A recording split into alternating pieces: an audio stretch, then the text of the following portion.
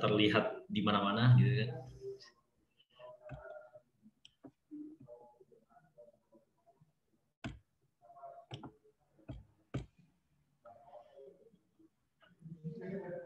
Oke, kita masih menunggu karena biasanya yang hadir cukup banyak, 80-an sampai 100, bahkan terkadang nggak cukup untuk bisa masuk di ini karena memang kita juga batasi nih buat rekan-rekan sekalian.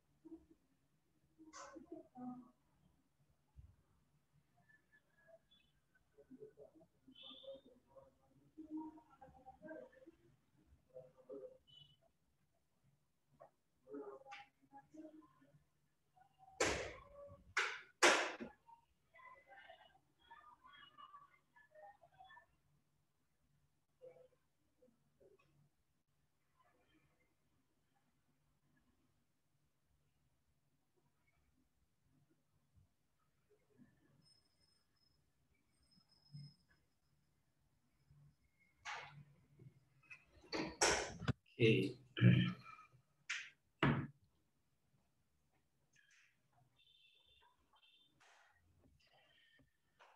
Baik, mungkin kita bisa mulai ya pada kesempatan siang hari ini atau sore hari ini dan pagi waktu Jerman. Baik teman-teman semua, selamat sore semuanya. Assalamualaikum warahmatullahi wabarakatuh. Ya, selamat pagi untuk Mas Michael yang ada di Jerman. Ya, pagi. Sudah hadir juga. Wih, mantap. Di sana jam berapa nih? Jam 9? 9 pagi. 9 pagi, oke. Winter jam 9 pagi itu luar biasa. Ibarat kalau di Indonesia mungkin masih jam-jam 7 lah ya. Wah, masih enak tidur sebenarnya. By the way, sorry banget nih kita ganggu Nggak apa-apa. untuk waktunya. Ya, mungkin kita bisa sharing di sini. Ya, kebetulan kita punya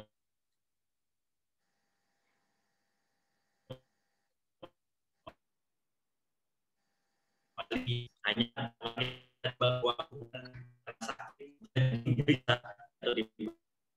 agak putus-putus ya suaranya. Bisa jadi bulan ini baru kita bisa terlaksana. Oke, agak terputus ya suaranya ya. Tadi ya, sekarang normal lagi. Agak clear lagi, oke cukup ya. Baik buat rekan-rekan sekalian, mungkin di sini saya akan informasikan sedikit ya siapa sih bintang tamu kita pada kesempatan kali ini. Oke, langsung aja kita perkenalkan. Beliau ini adalah Michael Hizkia Hasan, MBA, ya, alumni Euromanagement Indonesia angkatan 11. Beliau lulusan Master of Business Administration di University of Applied Science Würzburg and Schwarzburg di Jerman. Ya, jadi banyak sekali nanti kita bisa sharing pengalaman. Tapi sebelum mungkin kita menuju tentang pertanyaan, banyak sekali pertanyaan-pertanyaan nih, Mas Michael. Boleh dong, Mas Michael, di sana kita dapat informasi sudah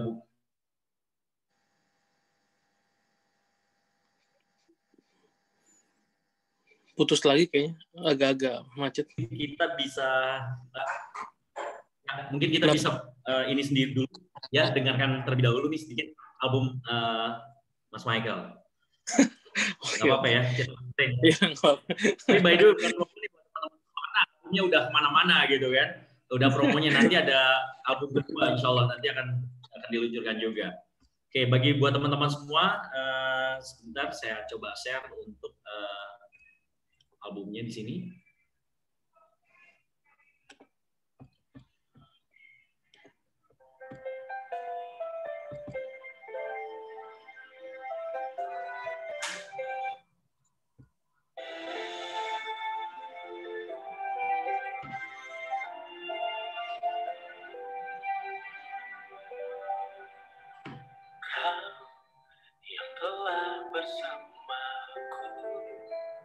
Kau yang selalu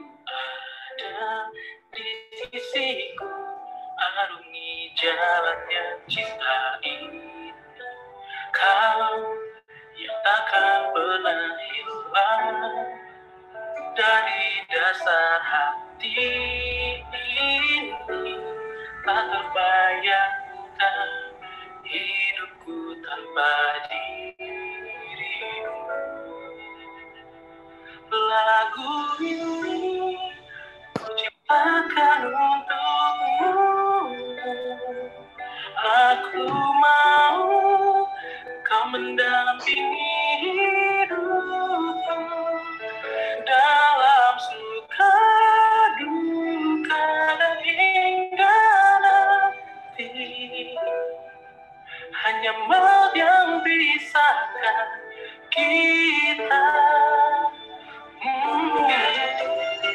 Kau yang takkan pernah hilang dari dasar hati ini.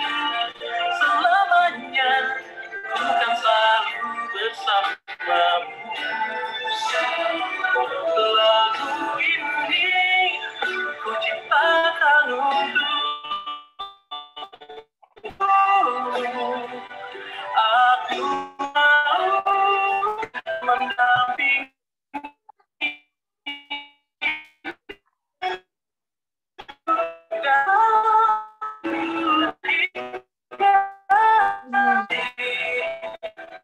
hanya mau yang kita. Tak ingin sedetik ku kehilangan dirimu, karena ku yakin hatiku untukmu. Wow, menikahlah denganku. Wow,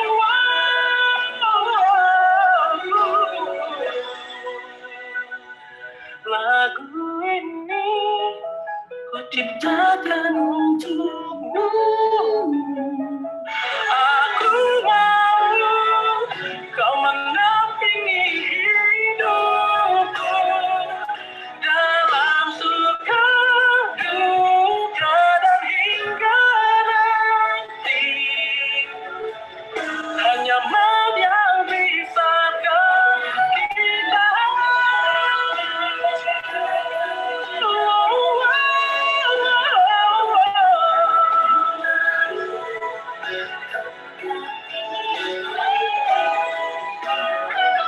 Dalam suka duka dan hingga nanti.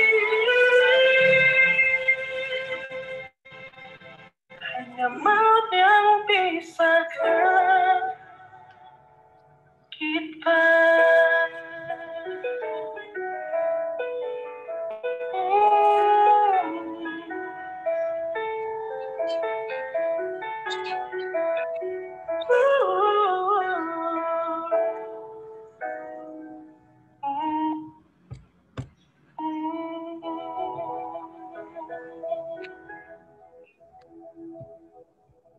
Kau yang takkan pernah hilang Oke, dari dasar hati ini. luar biasa.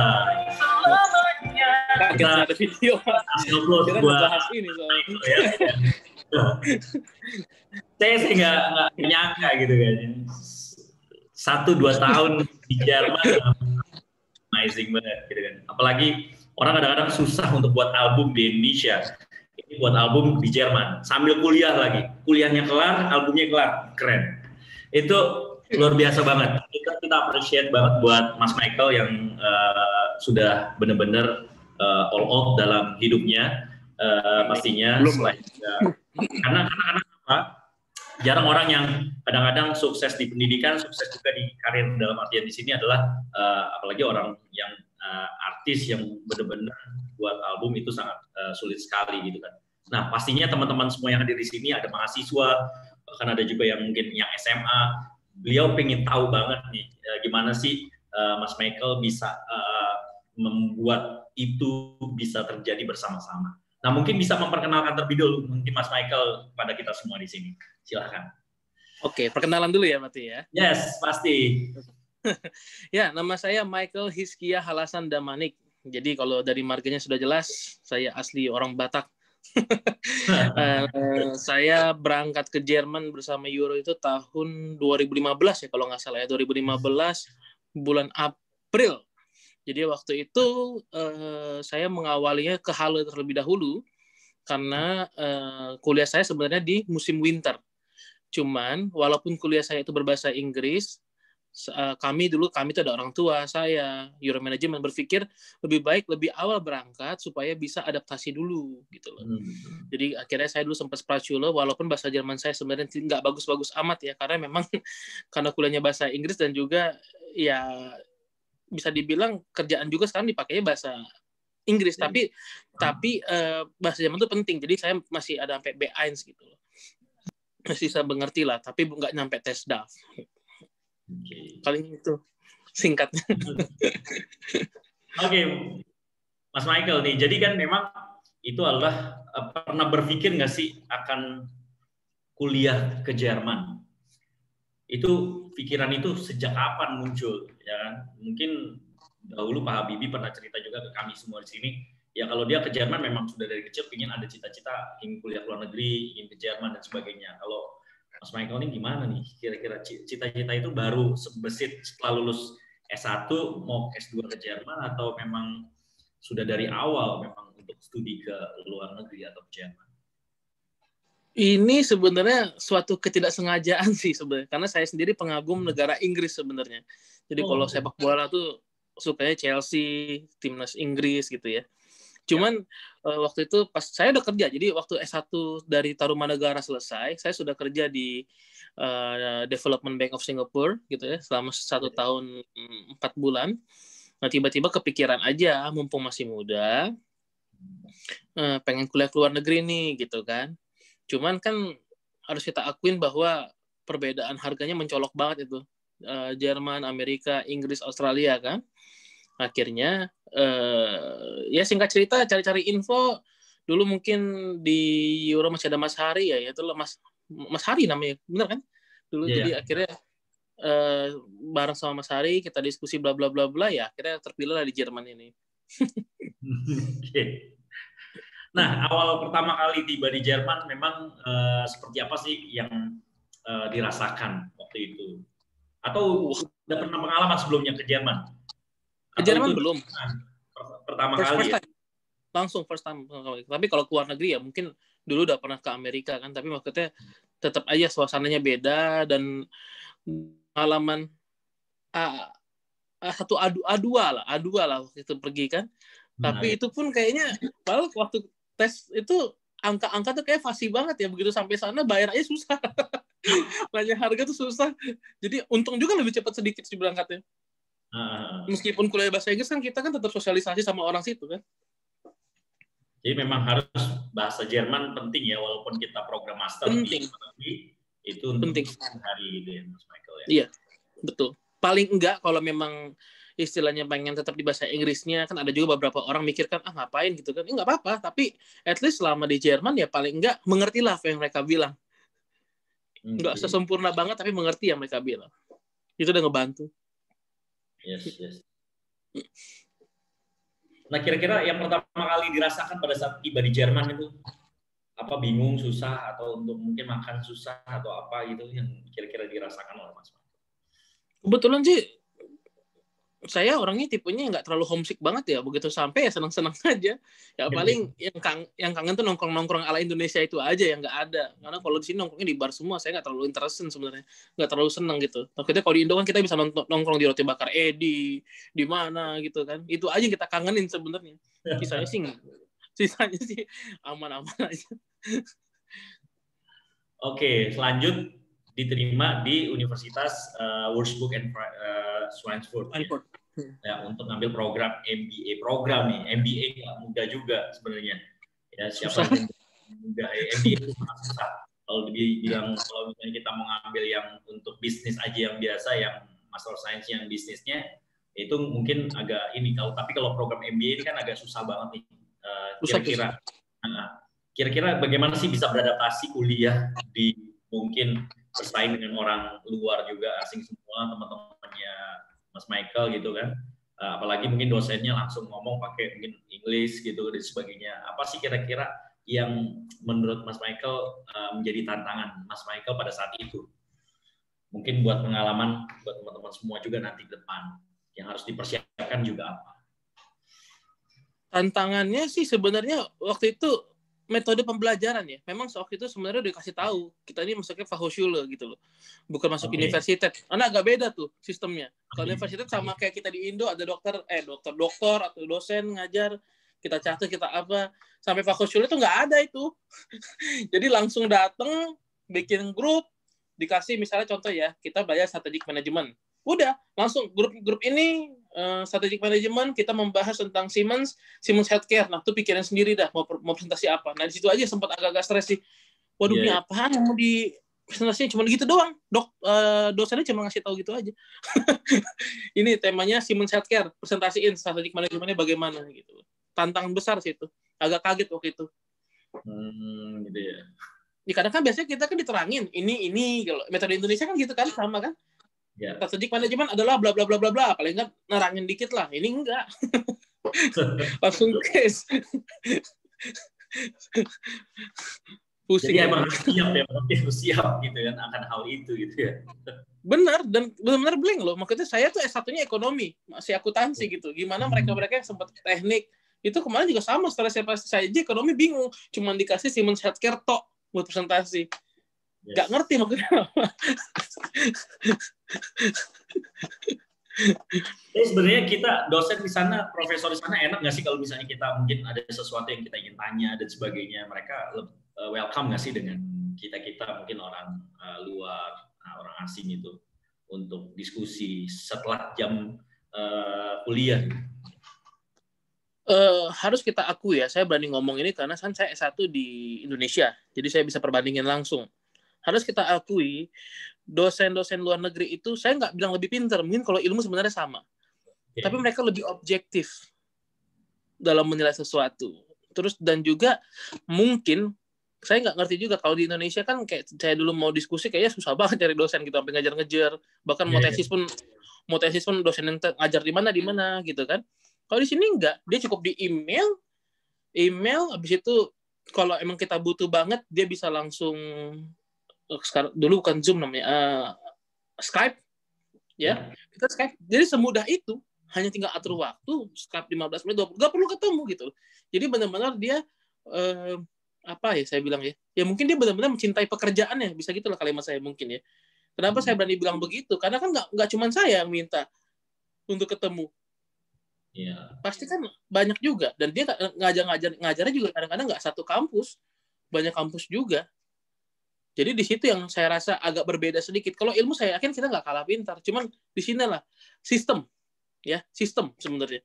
Negara kita itu sistemnya masih belum jelas. Kalau di sana tuh semua udah jelas gitu loh. Kalau kita memang nyari dosen, langkahnya begini, dan udah online semua. Dan itu nggak main-main. Dosen saya itu bukan cuma dosen loh. Ada yang bos di Mercy, ada bos. Jadi bisa dibilang kalau saya dulu minta waktu sama yang cuma dosen aja, ini dia sudah bos Mercy ngasih waktunya, walaupun hanya via Skype kan gitu kan. Dan nggak gampang itu ya ngatur waktu, misalnya manajer apa gitu kan, benar-benar. Betul. Di situ sih kagum banget sih. Segampang itu aksesnya. Oke, nah mungkin ini kita nggak terlalu lebih detail lagi, mungkin langsung the ending gitu kan. Terkadang orang mungkin berpikir, aduh gimana ya caranya untuk tugas akhir di luar negeri. Nah mungkin bisa sharing nih kepada kita semua. Apa sih yang dilakukan Mas Michael bisa selesai ngambil program MBA di luar negeri, tugas akhirnya tuh bagaimana? Dan mungkin di sana sistemnya seperti apa sih, skripsi, mungkin mempresentasikan program atau apa yang diteliti oleh Mas Michael atau seperti apa? Saya nggak tahu kalau ini akan sama di setiap kampus ya, karena beberapa saya dengar ada yang berbeda, tapi di kampus saya itu tidak ada sidang. Tidak ada sidang, dan which is menurut saya itu lebih susah. Kenapa? Kalau ada sidang, kita masih bisa counter attack nih. Ya. Jadi nilai kita masih kita bisa kira-kira. Nah, kalau cuma tesis ini kan susah. Jadi waktu itu saya akuin aja. Jadi dalam arti kata dosen saya nggak banyak ngomong. Maksudnya dalam arti kata ACC terus sampai nilainya malah nggak sesuai yang saya harapin. Karena menurut saya kalau saya mungkin ada sidang, saya bisa lebih dari itu gitu loh. Jadi perlu dilihat dulu. Kalau misalnya kampusnya ada sidang, itu lebih enak. Jadi kalian harus kuasain bahan segala macam. Tapi kalau kampus kalian nggak ada sidang, resep saya nih dari pengalaman, walaupun dosennya oke-oke aja, kalian mesti lebih kritis deh kayaknya. Karena kadang-kadang oke-nya dia itu kita nggak tahu gitu loh.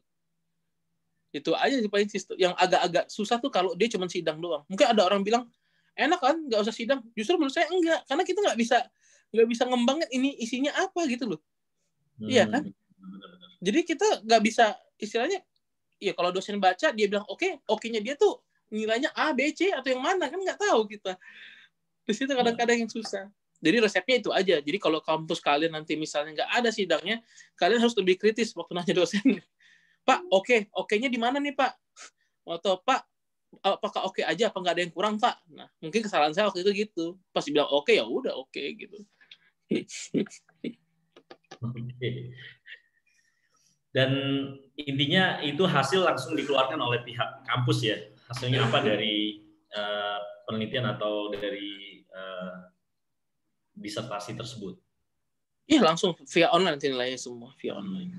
Dan nggak gampang ya, karena saya harus akuin di angkatan saya sendiri, ada 4 yang nggak lulus. Oke. Termasuk 1 orang Indonesia. Jadi nggak bisa main-main di luar negeri, nggak bisa main-main. Dan saya terbuka aja. Saya itu waktu itu tesisnya lulus, tapi ada 1 mata kuliah yang saya ulang sampai kesempatan terakhir. Nah itu sebenarnya sadis tuh. Jadi 2 orang yang dari 4 orang itu tesisnya lulus sebenarnya. Lulus. Mata kuliah ini nggak lulus, jadi nggak lulus semua. Jadi maksimum 3 kali. Jadi nggak ada kayak di Indonesia. Nggak, 3 kali kalau nggak ini out. Ya. Walaupun tesisnya lulus, itu sadis sih sebenarnya. 2 orang. Saya nggak usah sebut nama, satunya orang Indonesia soalnya. Tapi ya sedih sih. Karena tesisnya lulus. Jadi sesusah itu. Luar biasa ya. Susah. Yang harus dipersiapkan. Jadi buat teman-teman semua ya harus dipersiapkan dari sekarang. Kalau memang mau studi ya harus persiapan semuanya. Selain juga bahasa ya secara akademik kalian juga harus mempersiapkan sesuai dengan bidang yang nanti mau dituju. Ya tidak hanya MBA, program yang nanti mau ditawarkan di sana, nanti juga ada program teknik apalagi ya sekelas MBA aja seperti apalagi teknik, apalagi dokteran yang mau ngambil spesialis. Waduh. Tapi ya intinya memang nikmat ya kalau udah lulus ya. Kayaknya setiap fase kehidupan ada aja tekanannya sih. Maksudnya setelah kita lulus, orang akan push kerja di mana. Dan itu juga, ini sekalian pengalaman bagus ya. Saya itu sempat gak kerja 3 tahun. Jadi dan gilanya, ada gilanya nih. Kenapa? 3 tahun tuh maksudnya? Iya, dari awal sejak lulus. Saya lulus November 2017. Nah, jadi waktu ini saya ngomong terbuka aja supaya sharing ke teman-teman. Mungkin ada yang kuliah juga yang nonton. Yang wajar itu, mungkin Mas juga tahu, visa setelah lulus itu maksimum berapa? 18 bulan kan? 18 bulan diberikan kesempatan.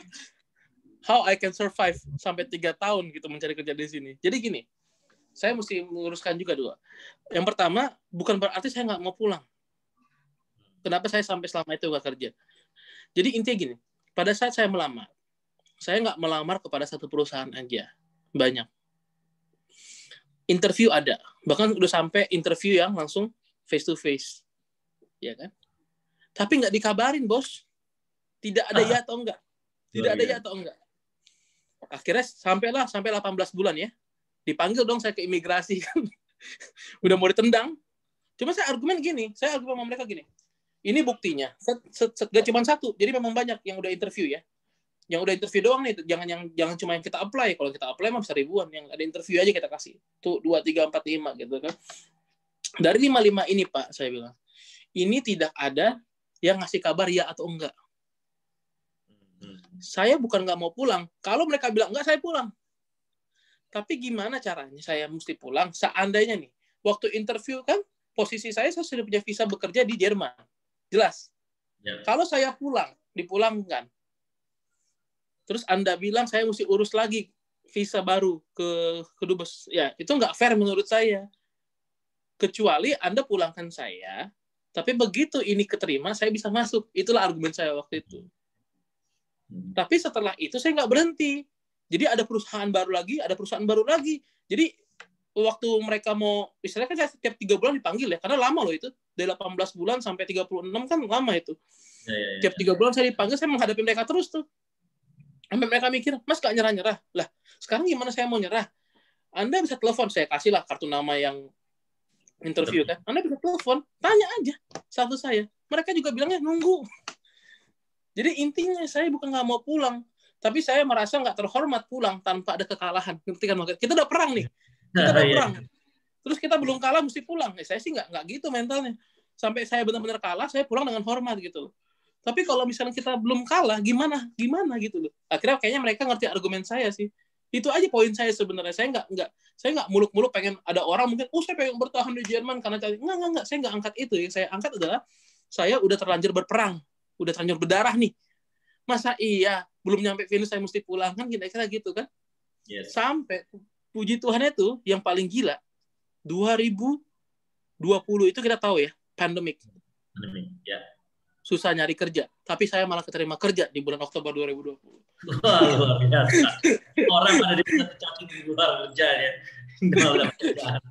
Ya, itulah kadang-kadang saya mikir orang et labora tuh penting sebenarnya ya kan. Jadi kita usaha aja yang istilahnya kalau doa urus masing-masing, tapi usaha juga harus jelas. Dan saya udah membuktikan itu, bahkan melawan regulasi yang ada loh. Regulasi mencari kerja kelulusan itu hanya 18 bulan, bisa dicek di mana-mana. Hanya 18 bulan. Tapi saya nggak mengada-ngada juga. Jadi intinya apa? Orang Jerman itu sekeras-keras yang mereka, sedisiplin sistem mereka, tapi mereka objektif. Okay. Alasannya apa? Jadi kalau kita alasannya menye-menye, ya saya senang di Jerman gini, ya itu pasti ditendang sih. Ya. Betul. Jadi intinya bagi teman-teman yang suka dengar orang Jerman tuh kaku, enggak juga. Saya udah buktiin, enggak juga. Asal kita punya kita punya itu alasan yang kuat gitu. Enggak juga, enggak kaku juga. Memang gayanya begitu, enggak seluas orang Amerika, seorang Inggris. Tapi mereka orangnya wise kok, bijaksana juga. Itu yang saya penting pelajarin sih buat teman-teman mungkin yang kuliah terutama atau lagi nyari kerja di Jerman stres ya. Saya ngerti ini musim pandemi memang susah, tapi intinya jangan sampai jangan sampai kita menyerah karena diri sendiri aja. Yes. Orang lain mau ngomong apa, saya juga ngalamin. Ini terbuka aja kan, namanya kita sharing ya. Ada juga orang ngomong keluarga, udah pulang aja, ngapain sih di sana 3 tahun pengangguran. Tapi ingat, balik lagi, orang Batak itu pantang pulang sebelum padam. Jadi saya itu orangnya begitu ditolak, saya dengan hormat saya akan langsung angkat koper. Mungkin Mas Ishak juga sama. Orang kita belum ada hasilnya ya kan. Ya, masa disuruh pulang? Apa gunanya kita fighting habis-habisan? Terus yang kedua, PD kita harusnya tinggi dong. Saya ini lulusan negara Anda loh. Saya ini bukan yang Anda bantu kasih suaka untuk cari kerja. Enggak. Saya ini lulus di negara Anda. Ya. Masalah kerja atau enggak, itu belum pas timingnya aja. Dan jadi devisa ya. Devisa negara. Betul, harusnya itu kan. Tapi mungkin orang, beberapa yang gagal itu saya nggak ngerti. Mungkin mereka terlalu apa sih istilah bahasa Indonesia, menye-menye gitu loh. Nggak bisa sama gue, nggak bisa. Tegas, terus istilah tegas, dan ada bobotnya gitu loh ngomong. Kalau kita yang mukanya pun nggak pede, mereka makin injek aja. Tapi gitu. Dan saya sih udah saya sampai bikin YouTube loh khusus untuk itu. Bagaimana cara memperpanjang visa setelah 18 bulan. Sampai 18 menit saya ngomong panjang lebar tuh. Capek banget. Seru itu. Nggak ada orang yang kayak gitu kayaknya. Kayaknya hanya orang Indonesia, Mas Michael aja satu orang tuh kayak gitu. Bisa berdebat di imigrasi untuk memperpanjang visa gara-gara belum dapat kerjaan. Atau yang saya dengar sepertinya iya. Dan mungkin makanya karena itu Euro seringkali minta tolong saya untuk betroyerin anak-anak menghadapi Imigrasi ya, karena mungkin beda ya. Saya kan datang ke Jerman statusnya sudah pernah kerja. Ya. Jadi bukan anak-anak yang baru lulus tanpa pengalaman, tanpa pernah menghadapi birokrasi gitu kan. Betul. Saya sudah pernah kerja ya, tahulah klien juga banyak orang asing, jadi mungkin di situ aja unggulnya gitu. Tapi intinya saya nggak ada berbohong ya. Makanya itu arti kata yang saya argumen ke mereka itu semua ada buktinya. Jadi mereka nggak cuma percaya iya gitu. Saya harus kasih bukti mana kartu bisnisnya mereka ya kan, mana perusahaan mereka, jam berapa saya datang interview, semua saya kasih.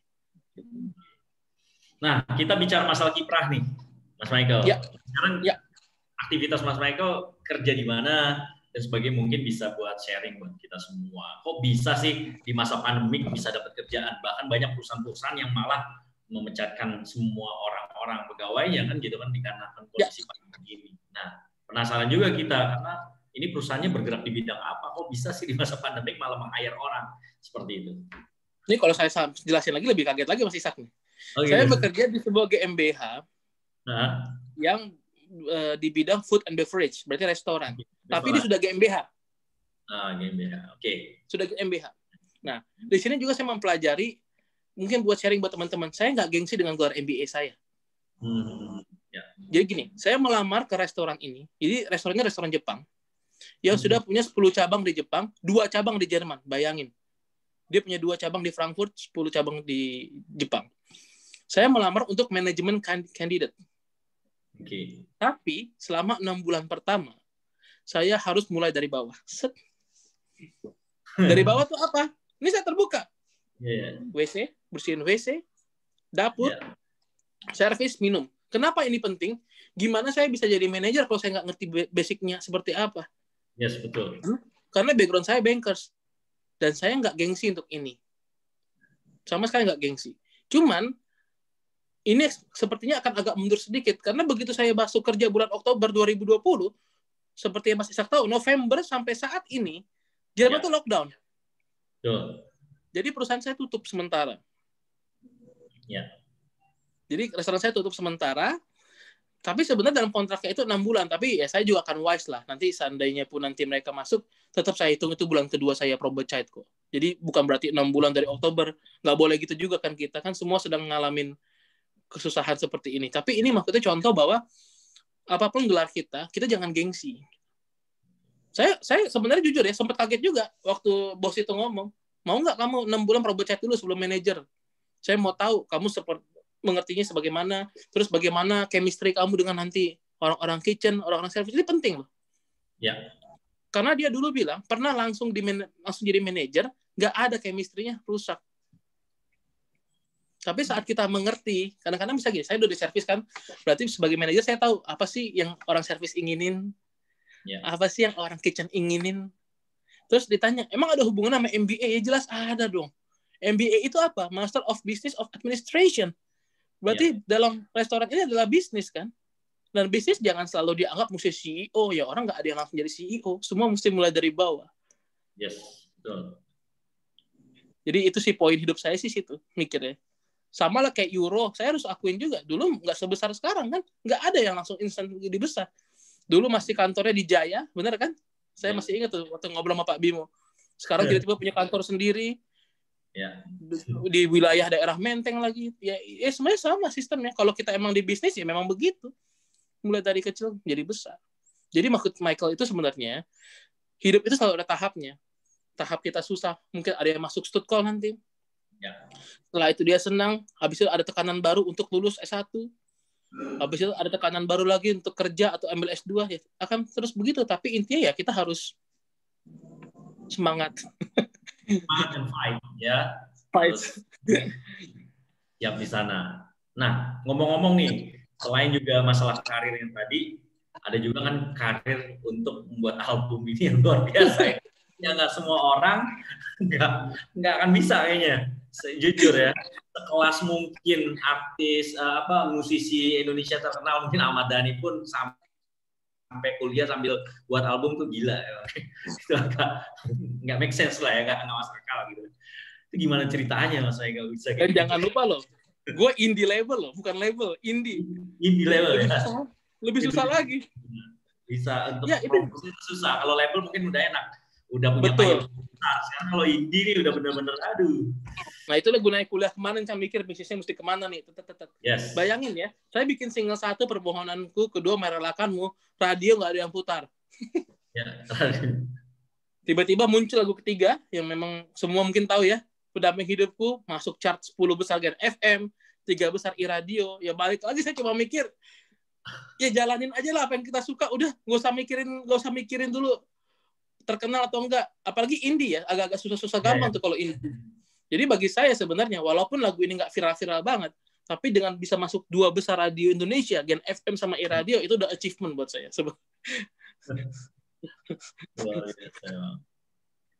Ya sama, berjuang juga. Berjuang juga ya. Sampai saya lihat promonya nyanyi di tengah lapangan gitu, orang lagi pada habis main bola dan sebagainya. Itu amazing banget. Ya gitu, namanya, ya kan kita nggak ada label nih. Yes, kita nggak ada label.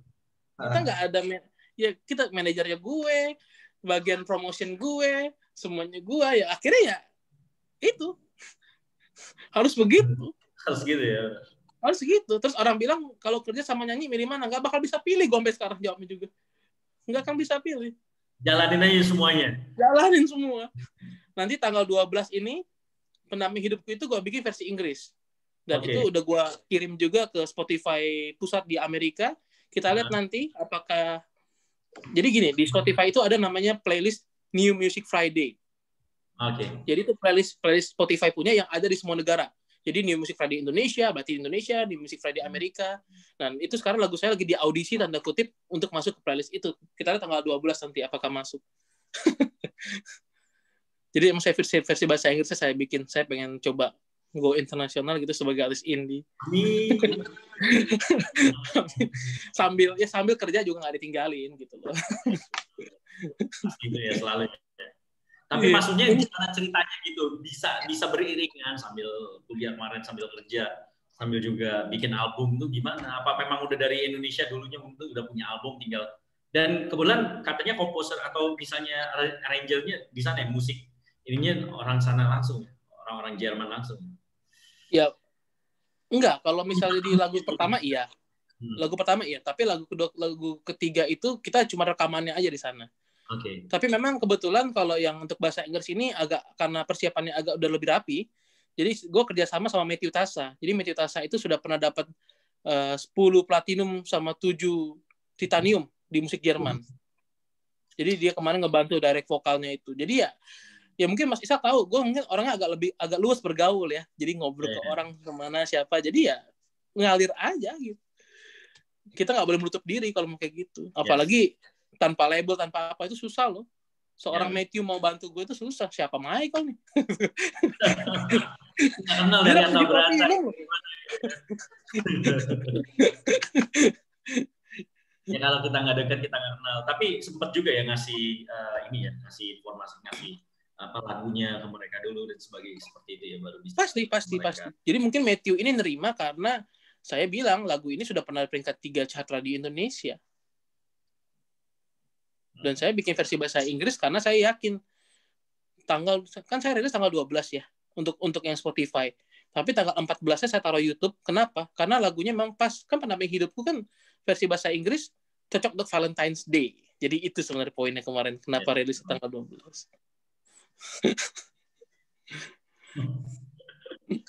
Tapi by the way nih tanggal 12 Februari akan launching lagi. Ya, akan launching. Pendamping Hidupku versi bahasa Inggris dengan aransemen orkestra. Lebih megah. Oh, mantap. Nggak bisa gitu, sedikit aja di sini. Sedikit aja. Yang Indonesia aja lah, kalau Inggris jangan dong. Nanti jadinya nggak surprise. Surprise ya. Oke. Karena memang ada sedikit perubahan aja. Jadi tunggu aja pokoknya. Oke, Mas Michael, mungkin bisa, ini ada juga yang nanya nih, YouTube-nya apa? Nama YouTube-nya Michael Hiskia Official. Itu semua ada lagu semua di situ. Tinggal dengerin. Termasuk ini, kalau buat teman-teman Jerman yang mau soal visa itu tadi, yang 18 bulan itu ada juga di situ. Saya bikin vlog khusus untuk bagaimana perpanjang visa nyari kerja itu. Jadi supaya semangat semua. Lalu apa sih yang didapatkan nih Mas Michael misalnya dari buat album gitu yang sudah Mas Michael dapatkan saat ini? Jujur Mungkin kalau orang uang sih berpikir sebenarnya belum balik. segala sesuatu yang didapatkan itu mungkin finansial kan, orang selalu berpikir gitu kan, Ya, finansial. ya. Tapi mungkin dapatkan itu bukan hanya finansial, mungkin kesenangan batin dan sebagainya, atau networking ya, link channel mana-mana kan gitu kan mungkin. Kalau Dan bagi saya musik itu passion. Jadi ya, nggak bisa dibayar pakai uang seberapapun, tapi nggak muna. Kalau misalnya dapat, dia senang gitu. Tapi maksudnya target utamanya adalah ini loh gue dengan lagu ciptaan gue, dengan aransemen yang mungkin bukan gue yang main, tapi gue yang konsep. Ini lagu yang istilahnya produsernya gue, promosinya gue, ya semuanya gue lah sampai yang titik terendah. Kepuasannya apa? Yang kayak tadi masuk radio aja udah senang banget, bisa 3 besar loh. I mean, gitu. di waktu gue 3 besar itu pertamanya BCL, keduanya Unmesh. Makanya jadi memang bangga banget. Yang di bawah udah gue lewatin berapa banyak. Jadi itu sih sebenarnya kepuasan tersendiri sih. Itulah namanya indie music ya bos. Jadi istilahnya kalau emang indie biasanya kita punya ini sendiri. Kalau label kan langsung otaknya tuh bagaimana laku, bagaimana ini, bagaimana ini, bagaimana ini. Kayak kalau indie kita enggak. Kita punya ini sendiri lah ya kalau India. Iya, betul. Yap, Mas Michael, keren habis. Kasih. Mudah-mudahan teman-teman yang hadir di sini terobsesi juga dalam artian untuk studi, berkarir juga di sana. Ya, semoga banyak hal yang bisa dapatkan. Ya, sebelum kita tutup, saya coba mau putar lagi satu lagi lagunya Mas Michael biar mungkin teman-teman yang baru join tadi. Lagu yang mana nih? Ini gak ada janjian. Kurelakanmu boleh ya? Merelakanmu boleh. Boleh ya, merelakanmu ya. Wah, biar terima mungkin kasih Joron ya. Nggak apa-apa buat teman-teman semua. Mas Michael kalau bisa di chat dong kira-kira ininya apa bisa biar mereka subscribe ataupun iya. bisa Di chat follow ya. sambil saya putarkan lagunya. Oke, buat teman-teman semua silakan.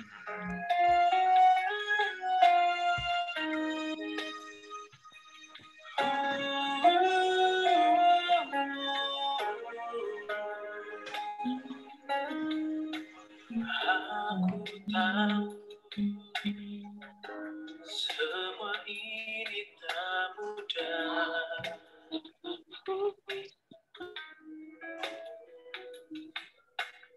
Aku tahu semua ini jalanku.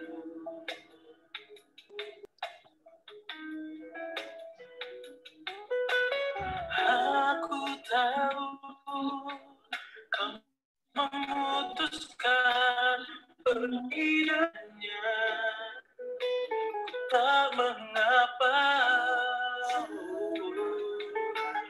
Harapanku untuk bisa bersamamu.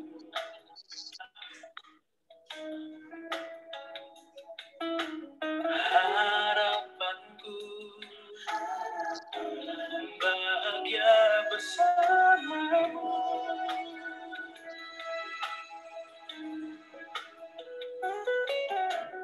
Namun kini semua mimpiku telah kau hancurkan, musnah sudah. Semua cerita yang ku rasakan kini berakhir derita. Tinggallah semua kenangan yang tersisa. Namun ku sanggup terima semua kenyataan pahit ini.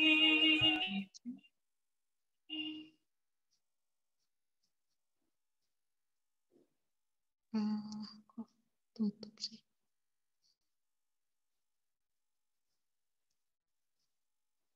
Dulu.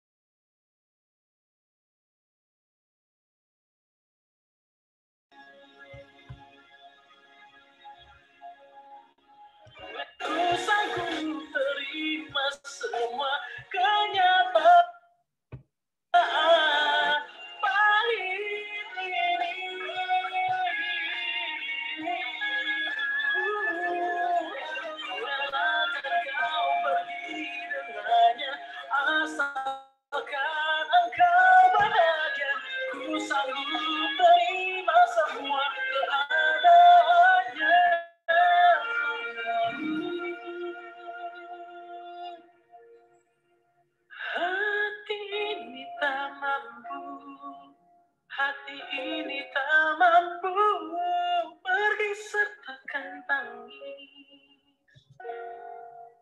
air mataku.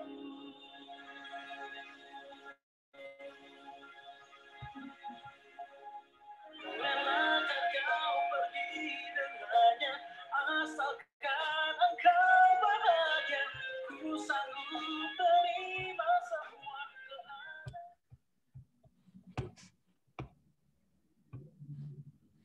Oke, baik. Ku merelakannya. Oke, luar biasa Mas Michael nih. Ya, sorry tadi.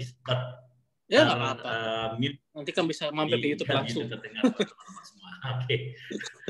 Luar biasa. Mas Michael, ini terakhir closing statement kira-kira buat kita semua di sini yang hadir, khususnya para siswa SMA maupun mahasiswa yang mungkin butuh sekali mention ataupun closing statement dari Mas Michael untuk mereka bisa juga sama-sama untuk studi ke luar negeri. Silakan Mas Michael. Ya, buat adik-adik, teman-teman atau mungkin semua yang ingin kuliah di luar negeri, kita tahu sekarang itu berbeda dengan sebelumnya. Pandemi membuat kita bekerja harus lebih keras lagi. Dalam arti kata, kesempatan mungkin agak lebih sulit. Kalau dulu mungkin kita bisa langsung pergi, sekarang regulasi tiap negara berbeda. Tapi intinya, jangan pernah menyerah. Selalu berusaha, karena pasti ada jalannya. Kalau masalah waktu, itu urusan yang di atas. Pokoknya kita sebagai manusia, jalanin aja apa yang harusnya kita jalankan. Setelah itu, serahkan kepada Tuhan Yang Maha Esa. Itu aja sih pesan saya. Oke, terima kasih banyak Mas Michael atas waktu dan kesempatannya sudah hadir di tengah-tengah kita sambil sama-sama Mas Ishak, senang juga udah ngobrol lagi lagunya. Nggak apa-apa, jangan lupa tanggal 12 Februari kalian kalau sudah subscribe, saya pikir nanti akan dimunculkan, bisa muncul benernya di situ di YouTube. Iya dong. Jangan sampai tanggal 12 kita lihat-lihat nggak ada. Udah ada. Sekaligus ya ada Valentine ya. Jadi ikutin Valentine. Ya biasa kalau di Eropa kan terkenal Valentine, jadi lagu itu mudah-mudahan menarik buat mereka semua. Amin. Tidak hanya untuk mengatakan cinta, tapi melamar mereka untuk menikah. Dan untuk semua pasangan di dunia yang sekarang nggak bisa ketemu karena pandemi. Yes, betul. Oke, Mas Michael, thank you banyak di sore hari ini atau di pagi hari waktu Jerman ya, waktunya sudah memberikan kesempatan kepada kita semua. Semoga informasi yang tadi disampaikan. Terima kasih kami ke sama-sama Kak. Oke, mungkin itu saja dari saya ucapkan terima kasih. Salam sehat buat kita semua. Selamat sore semuanya. Yes, terima kasih Mas Michael. Thank you, ketemu lagi. Sampai ketemu. Ya, album terbarunya. Thank you. Oke guys, semua terima kasih ya buat teman-teman semua yang sudah join di EMU Talk 2021. Tidak terasa setelah 1 tahun kemarin kita berjalan EMU Talk ini, ya tahun ini bisa kembali terus running. Mudah-mudahan kita juga bisa menghadirkan tamu-tamu penting kita dari luar negeri yang menjadi inspirasi buat teman-teman semua yang ada di sana. Amin. Itu saja, terima kasih. Selamat sore buat teman-teman semua. Ya, salam sehat buat kita semua. Tetap jaga protokol kesehatan dimanapun kalian berada. Ingat 3M, mencuci, ya, lalu juga memakai masker dan menjaga jarak ataupun menjaga dari kerumunan. Terima kasih. Selamat sore. Saya dengan Ishak, Senior Konselor Euromanagement Indonesia. Sampai jumpa untuk EMU Talk di pekan depan. Terima kasih. Assalamualaikum warahmatullahi wabarakatuh. Selamat. Waalaikumsalam. Terima kasih Pak Ishak. Terima kasih Kak Rizky. Terima kasih semua.